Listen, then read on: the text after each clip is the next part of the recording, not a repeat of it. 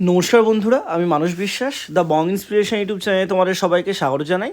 তা আজকে যখন তোমাদের ডব্লিউপি কনস্টেবল 2024-এর জন্য বললাম আমি যে তোমাদের মাঠ পিছবে না এবং রেজাল্ট তোমাদের খুব তাড়াতাড়ি 3-4 দিনের মধ্যেই দেবে, আর অ্যান্সার কিটা হয়তো আজকালের মধ্যে দেবে, তোমরা খুব বাজেভাবে আমাকে অনেক কিছু লিখেছো, অনেক জ্ঞানীগুণী মানুষ তোমরা। তা সত্যি করে নিজের চোখে তোমরা দেখে নাও যে ডব্লিউপি কনস্টেবল 2024-এর যে মাঠের যে শিডিউলটা সেটা কিন্তু দিয়ে দিয়েছে। তোমরা দেখতেই পাচ্ছ এখানে কিন্তু 5টা রিক্রুটমেন্ট রেঞ্জ আছে, সেই 5টা রিক্রুটমেন্ট রেঞ্জ অনুযায়ী তোমাদের কিন্তু মাঠটা হবে। এবং মাঠগুলো দেখো, Presidency RRB, Jalpaiguri RRB, Murshidabad RRB, Medinipur RRB, তোমাদের এই যে বর্ধমান আরআরবি, এইগুলো কিন্তু যে জোন, সেই জোনগুলোতে আছে।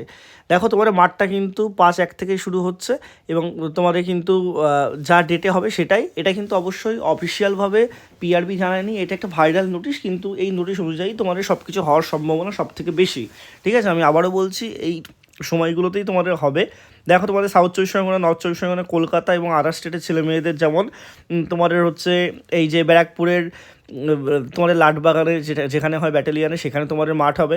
দেন তোমাদের জলপাইগুড়ি আরআরবির জন্য দার্জিলিং, কালিম্পং, কোচবিহার, আলিপুরদুয়ার, জলপাইগুড়ি, মালদা, উত্তর দিনাজপুর, দক্ষিণ দিনাজপুরের জন্য তোমাদের অম্বিকানগরের যে মাঠটা হয় সেই মাঠেই তোমাদের হবে।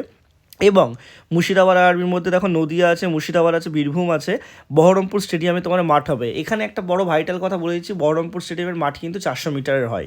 ঠিক আছে, নেক্সট দেখো মেদিনীপুর আরআরবিতে তোমার ঝাড়গ্রাম, পশ্চিম মেদিনীপুর, পূর্ব মেদিনীপুর, ঠিক আছে, এইগুলো তোমার কিন্তু দেখো এখানে আছে। এখানেও তোমার কিন্তু এই যে পুলিশ লাইন প্যারেডে যেখানে হয় সেখানে মাঠ হবে।